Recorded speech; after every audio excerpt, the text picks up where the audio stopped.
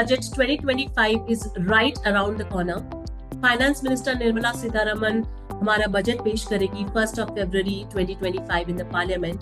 Investors are cautious. The stock market is also showing signs of volatility. The rupee, which has depreciated nearly 3% in 2024, is also taking a hit from a stronger dollar following Trump's inauguration. Hello and welcome. My name is Shruti Sarkar and you are watching Good Returns. And इस episode में future focus budget 2025 के इस episode में हम बात करेंगे Anil Kumar Bhansali, head of treasury and executive director Finrex treasury से. Hello Anil. Hi. Hello everybody. My first question to you is that which everybody is talking is about the rupee. आप from your perspective रुपी का क्या आउटलुक है near term in the next 3 months में?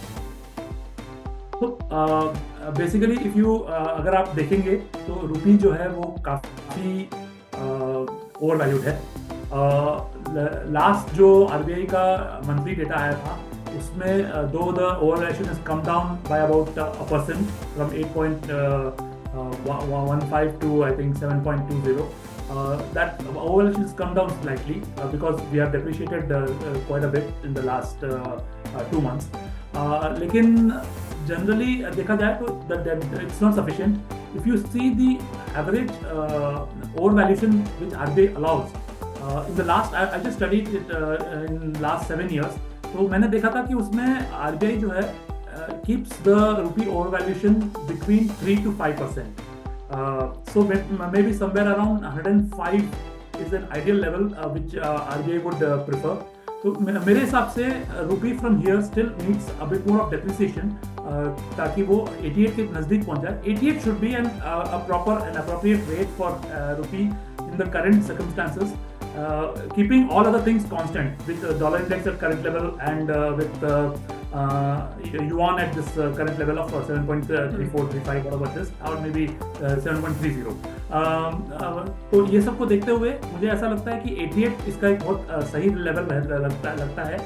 इन सब चीज़ों को देखते हुए 88 may not come at a very fast pace, but of course slow and steady we should move towards 88. So a bit more of depreciation is required for me. Okay, interesting. Let's address the elephant in the room. Donald Trump has become the 47th president of the United States. और उन्होंने ये बोला है कि if don't even think about de-dollarization, or he will impose 100% tariffs on the BRIC countries. आपका क्या ख्याल है इस बारे में? What are your views, your thoughts? मेरा सोच ऐसा है कि ब्रिक्स कंट्रीज ने तो अभी कुछ डीडॉलराइजेशन के बारे में कुछ बात भी नहीं की. आई थिंक उनकी शायद मीटिंग हुई थी, उसमें उन्होंने कुछ बोला था कि we should have a BRIC currency, but overall I don't think they have taken any steps for any BRICS currency to be established, और they have talked much about dedollarisation. 80 to 90% trades are still being done in dollar. हम लोगों के देश में हम maximum trades हमारे dollar में होते हैं, प्लस साथ में हमारी जो बोरोइंग्स हैं वो mostly 80 to even I would say to the extent of 90% borrowings जो है हमारी ये डॉलर में होती है. And because it's the easiest currency to calculate and do everything. तो हम बोरो सबसे ज़्यादा हम डॉलर में करते हैं. तो अगर हम इतना हमारा बोरोइंग्स डॉलर में है जो कि 705 बिलियन के आसपास है करीब, उसका 90% अगर आप कंसिडर करें तो 630-640 बिलियन होता है. इतना हमारा बोरोइंग अगर डॉलर में है, प्लस साथ में हमारा 80% एक्सपोर्ट्स और इम्पोर्ट्स जो है वो डॉलर में हम करते हैं. हमारा ऑयल जितना बाइंग होता है वो सब मोस्टली डॉलर में होता है. Even with Russia I think हम लोग शुरू में हमने रुपीज़ में कुछ किया था, लेकिन फाइनली हम लोग रशिया ने बोला कि मेरे पास इतना रुपया इकट्ठा हो गया कि मैं इस रुपये का क्या करूं, so I would need a payment in hard currency और सम अदर करेंसी और in roubles. So our rupee is not acceptable very easily to to different countries, despite the fact that RBI is trying to do things so that rupee is acceptable everywhere. But still we are not in a big league that our rupee gets acceptable. अगर आप UK में जाएंगे और आप रुपया दोगे तो कोई भी आपके उसके अगेंस्ट गुड्स नहीं देगा. तो डी-डॉलराइजेशन की जहाँ तक बात है, it looks very difficult under the current circumstances. maybe down the line 10 years 20 years we could see something happening because dollar has a lot of debt. Its own debt is about $37 trillion, which is huge. And उसके कारण से अगर थोड़ा थोड़ा करके लोग D-dollarisation की तरफ आगे बढ़ सकते हैं तो maybe we could see that. Trump का जो पूरा आया है, उन्होंने वार्निंग दिया है कि if they even think about it he will start imposing tariffs. तो I don't see any reason कि हम लोग उस तरफ बढ़ेंगे। I think every country wants to keep a good relations with Trump in the current circumstances overall. And मुझे उम्मीद कम है कि अभी डी-डॉलराइजेशन और इस सब की बातचीत ज़्यादा होगी and we move towards that. Slow and steady, yes things would change I think, but immediately 2-3 साल कुछ भी देख नहीं सकते हैं। Maybe 10 years down the line और maybe even 20 years। Budget के बारे में थोड़ा बहुत बात करते हैं Anil.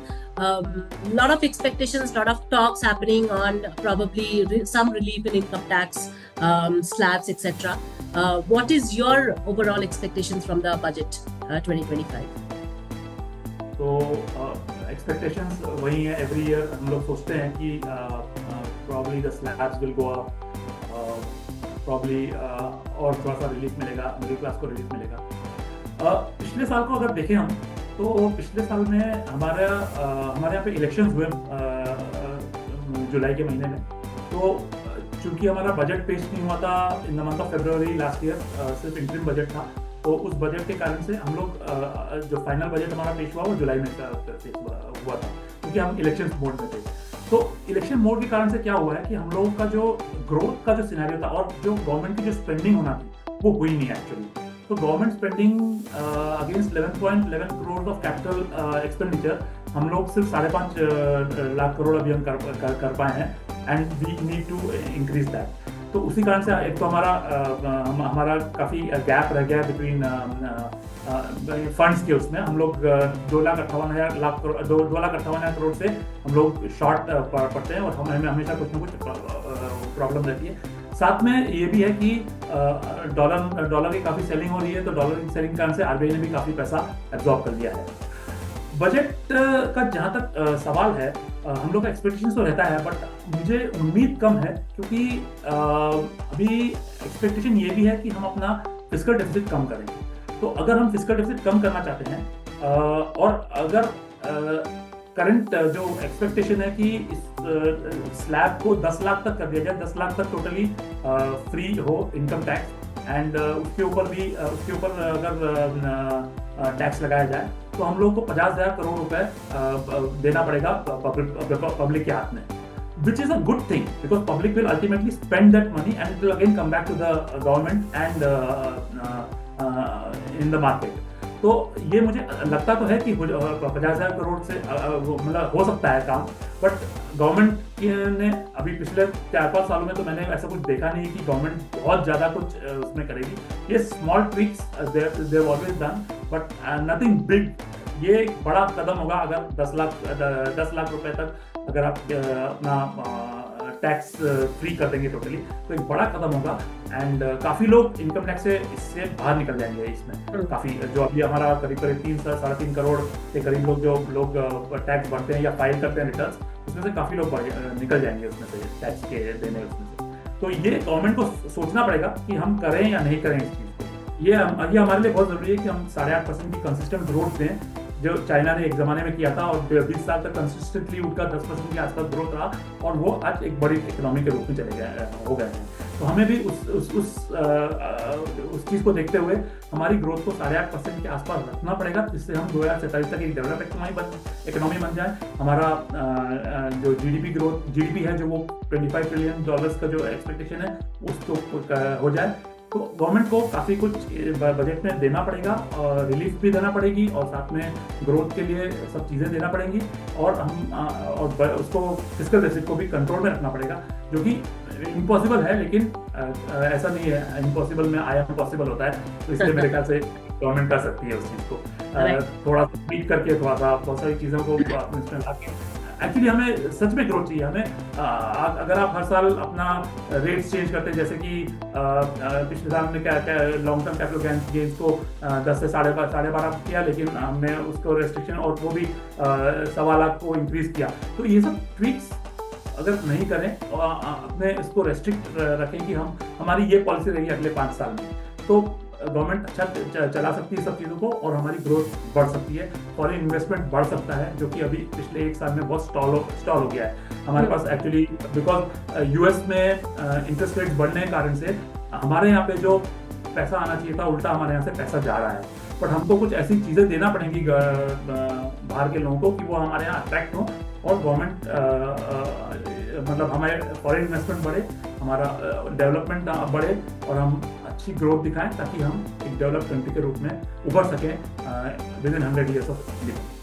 Right. Very insightful, Anil. Before I let you go, I have a slightly different question, probably on macro. So you spoke about GDP growth, you spoke about a Viksit Bharat and India becoming a developed nation. The repo rate is 6.5%, inflation is relatively high, over 5%.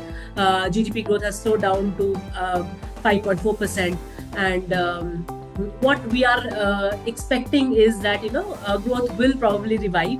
But with considering all this, you also spoke about the Federal Reserve, who is obviously way behind the curve to cut rates now, probably soon. इस overall scenario में where you see that investments are going in the US because they're getting a better interest rates there. What is your outlook, or when do you expect India to become a $5 trillion economy? So under the current circumstances, अगर हम अभी इसको देखें, हमारी ये जो $5 trillion की जब बात करते हैं हम, तो $5 ट्रिलियन में हमको एक एप्रिशिएटेड रुपी चाहिए, हमें डेप्रिशिएटेड रुपी नहीं चाहिए। जितना हम डेप्रिशिएट करेंगे उतना ही हमारा आगे बढ़ता जाएगा हमारा $5 ट्रिलियन का एम, और या फिर हम ग्रोथ हमारी 10% के आसपास हो। अगर हम रेगुलरली अगले 5 साल में अगर हम 10% की ग्रोथ दें और रुपी अगर थोड़ा डेप्रिशिएट भी हो जाए तो उसमें ज़्यादा फर्क नहीं पड़ता है, then we can achieve this. लेकिन जैसे जैसे हम रुपी को भी डेप्रिशिएट करते हैं और जैसे जैसे हम ग्रोथ हमारा उतना बढ़ता नहीं है, अगर 5.4 के आसपास रहेंगे तो हमारा ये टारगेट बहुत धीमे धीमे अचीव होगा and it will take a very long time. क्योंकि 2047 में हम $25 ट्रिलियन का सोच भी नहीं सकते। हमें सब चीज़ों को बैलेंस करके चलना पड़ेगा, हमें रुपी को भी कंट्रोल में रखना पड़ेगा, जैसे कि आरबीआई ने पिछले साल में काफ़ी रखा था, काफ़ी कुछ किया था, रुपी को वॉलेटिलिटी को एकदम मिनिमाइज कर दिया था। बट आरबीआई का जो ओवरऑल वो रहा ना, तो उसके कारण से क्या हुआ कि लास्ट में रुपी जो है वो बहुत ज़्यादा वॉलेटाइल हो गया, क्योंकि आरबीआई ने बहुत ज़्यादा कंट्रोल कर लिया था उसके ऊपर। तो आप अगर वॉलेटिलिटी को एकदम नीचे कर देते हैं, 1.5% के आसपास हो जाता है जो किसी भी पेयर का, तो then it is such a situation कि वहाँ पे लोग फिर उसको बाई करना लग जाते हैं वॉलेटिलिटी को, and that volatility increases, and when rupee में वॉलेटिलिटी जब इंक्रीज होती है, इसका मतलब ये हुआ है कि रुपी विल स्टार्ट डेप्रिशिएटिंग मोर। तो जैसे जैसे रुपी डेप्रिशिएट होता है, आपका $5 ट्रिलियन का जो टारगेट है वो आगे बढ़ता है, दूर चला जाता है। It doesn't get that boost which we want. वो आगे बढ़ता है मीन्स मेरा ये कहने का मतलब है कि वो आपको और टाइम देता है, टाइम लगता है आपको उस टारगेट को अचीव करने। फिर ग्रोथ आपको 10% देना पड़ेगी। अगर आप 10% देंगे और साथ में थोड़ा सा रुपये का डेप्रिशिएशन रहेगा तो कोई प्रॉब्लम नहीं है। रुपये का डेप्रिशिएशन इसलिए होता है क्योंकि हमारा जो दोनों के बीच में इंटरेस्ट रेट्स मतलब इन्फ्लेशन जो है का जो गैप है वो ज़्यादा है, उनका 2 या 2.5% के आसपास रहता है, हम 5.5 और 6 के आसपास रहते हैं। तो हमारा जो 4% का गैप है वो 4% गैप को हर साल पूरा करना पड़ता है। इसीलिए आप देखते हैं एवरेज में रुपी 4 से 5% के बीच में हर साल डेप्रिशिएट होती है। किसी साल कम होगी, किसी साल ज़्यादा होगी, बट एवरेज अगर आप निकालेंगे ना पिछले अगर 30 साल की बात करेंगे तो पिछले 30 साल में आप एवरेज अगर निकालेंगे तो you are somewhere between 4 to 5% depreciating every year. हमें ऐसी कंडीशंस क्रिएट करना पड़ेगी जिससे कि हम इस टारगेट को भी अचीव करें, हमारी ग्रोथ भी अच्छी रहे, and with slow and steady depreciation we achieve this by 2030, which our target is, I think, 2030. I don't think it will be possible before 2030 to be able to achieve this under current circumstances. We need to increase our growth to nearly 8.5 to 10%, and for that we need that boost in the budget. and that boost should come from manufacturing, should come from our service exports, it should come from service industry, and it should come from the agriculture. We need to have that consistent हमारा rainfall भी अच्छा रहे, हम सब चीजें मतलब अच्छी रहेंगी सब चीजें, तो हमारा शायद तभी हो सकता है टारगेट उससे थोड़ा सा पहले अचीव कर लेंगे.